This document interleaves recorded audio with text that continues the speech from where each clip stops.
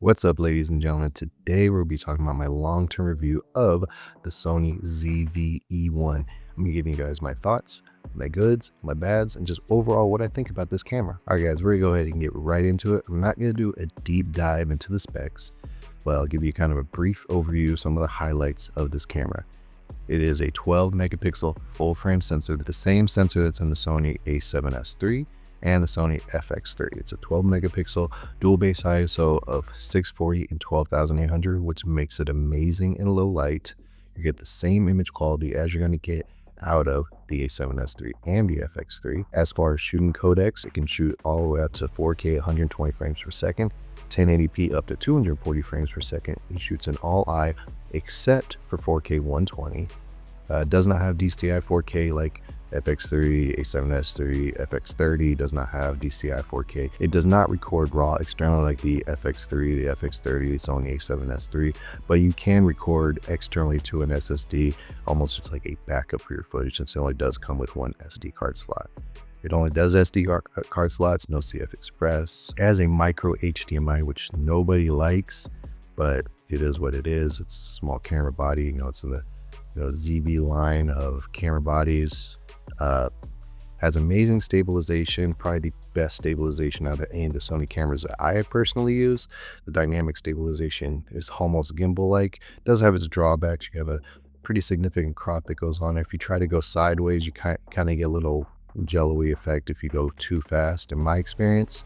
Overall, it is definitely very usable and works very, very well. And if you know me, I hate using gimbals. So I definitely love using a dynamic stabilization on this thing. All right, so let's talk about some of the things I like about this camera.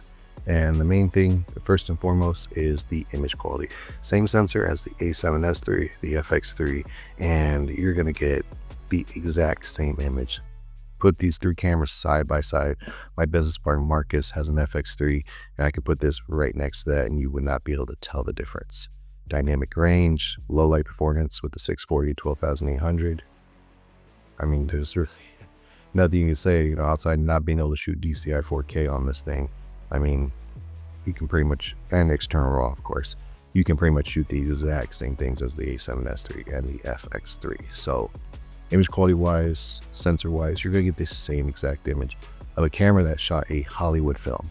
So just think of that. A camera you can get on the used market for less than $2,000 has the same sensor, same image quality as a camera that shot a Hollywood big budget film in the creator. Second thing that I like about it is the overall size. I've always been a bigger camera kind of person. The FX30 is a bigger camera than this. All my Canon cameras I had in the past, A7 IV, A7S III, all those, they're bigger cameras. But I'm not gonna lie, I kind of like having a small footprint. It's very light, and if you know me, I don't like using cages unless I absolutely have to. So I mean, the size is perfect for me. I just love how light it is, how small it is, how inconspicuous it is. I throw this with the Sony 16-25G lens on here with the little Sony mic that's on top right here. And that's my setup for pretty much everything that I do for the most part. And just the overall size is perfect. I love it. Initially, I wasn't a fan of it, but as I've used it more and more, gotten used to it, and I really do like it. The third thing that I really like about it is the autofocus. Out of all the cameras that I own and I use, this has the best autofocus. I never have missed focus with this thing. Never have to sit here and wonder, man, did this thing get focus? There's been a few times with my FX30, which has amazing autofocus. It's missed autofocus a few times. It's kind of frustrating when I had to reshoot a shoot because it missed focus. The FX3, when we use this, has missed focus a few times. The A7 IV, great autofocus, but there's a few times it's missed focus.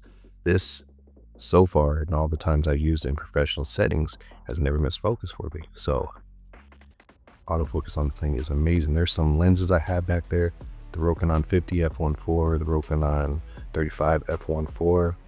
On this camera, autofocus is trash.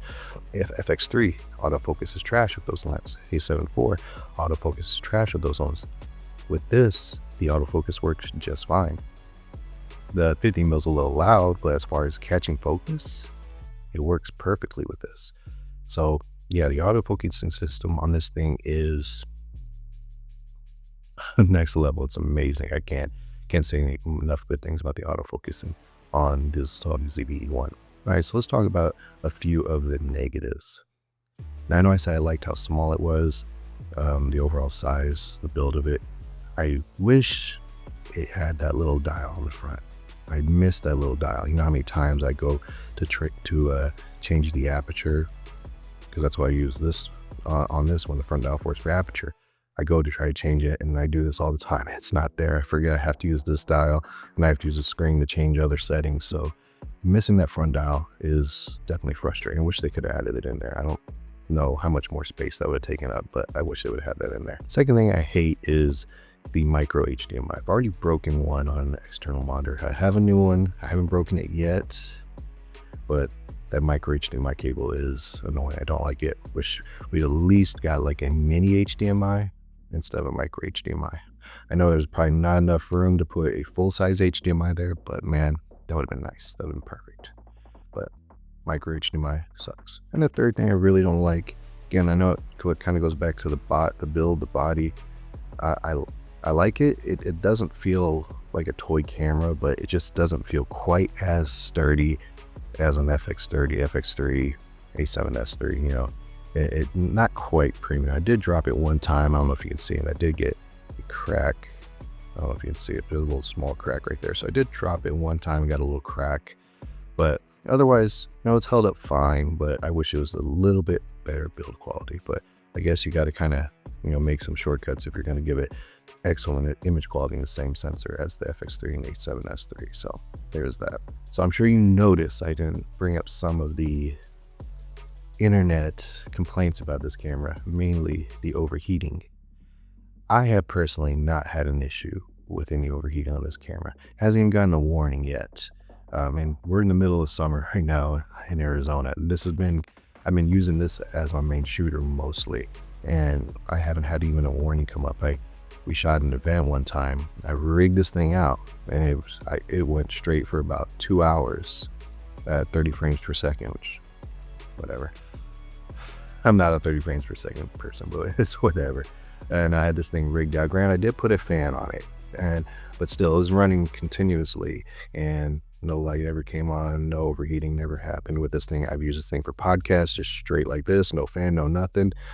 30, 40, 50 an hour podcasts, and it's never blinked at it. So I'm not saying it doesn't have the capability of overheating. Every camera does. Hell, I overheated the FX30 last summer, but I was out in the sun for several hours and I was shooting at 60 frames per second.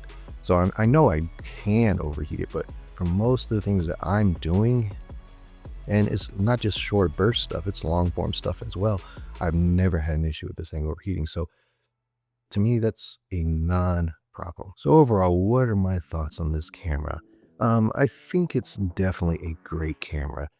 Is it the best you can get? No, of course it's not. But really, I mean, if you want a baby FX3 to get the same quality and same low light performance, and you're just sacrificing the build quality and an internal fan, and you just don't have $4,000 to spend, and you want that same image quality, I definitely recommend this. Yes, you're going to be sacrificing full-size HDMI, dual SD card slots, dual CF Express card slots, the internal fan, external RAW, all iIntra at 4K 120, and then DCI 4K. That's what you're going to be. Oh, and then you don't have shutter angle. Well, that's another thing. This doesn't have shutter angle, but that's a whole other topic. That's just all cameras in general. But yes, does not have shutter angle.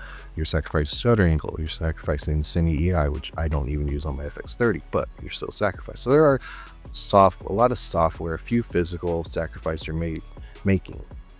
But if you're worried about the overall image quality, you're not worried about, ooh, does my camera look fancy? You're worried about what your camera can do. This thing can do it. Like I said, it's not just a vlog camera. It's not just a content creator camera. You can use it in professional settings and get amazing results. I've used this in so many professional settings, and not one client has complained. So stop listening to all these YouTube people saying you can't use it in professional. Yes, you can. Yes, you can. Are there going to be shortcomings? Are there things you're going to have to plan for? Of course, but there's no such thing as a perfect camera. Every camera is going to have its limitations. There are things you're going to have to plan for with every camera you bring. You know, when I take the FX30, that has a lot of advantages compared to this, especially when you're talking about the internal fan, everything I listed for the FX3.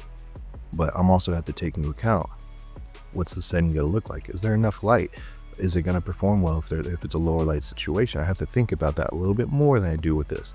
I said plenty of times with the FX30, it does very well in low light, but as long as you plan ahead and you know where you're gonna be, you bring the right equipment. So see, the same exact thing, every camera you're gonna have to plan and make sure you have the right stuff that you need to make sure that camera performs the best that it does in that particular environment that you're bringing it into.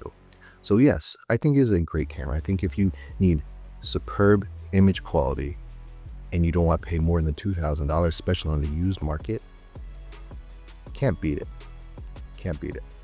Now, it's not a photos camera. You're not going to get you get good photos for social media, but would I use it as a professional photo camera? No, I would not use it as a professional photo camera. For one, you have an electronic shutter, no physical shutter, and it's only 12 megapixels. So it's good for social media, but for professionals, I probably would look elsewhere. A7C2 or something like that. That's probably what I would look at. But anyways, that's my thoughts. I think it's an amazing camera. I don't think you're going to be wasting your money if you get it. I think if you get it, and especially if you're upgrading from, a cheap camera or your phone, I think you're going to love what you're going to get out of it. If you're worried about overheating, like the internet says, buy one of those Ulanzi fans, put it on there. It works just fine. It has a little bolt to it, but it is what it is. So anyways, guys, that's my thoughts. That's my rant on this camera.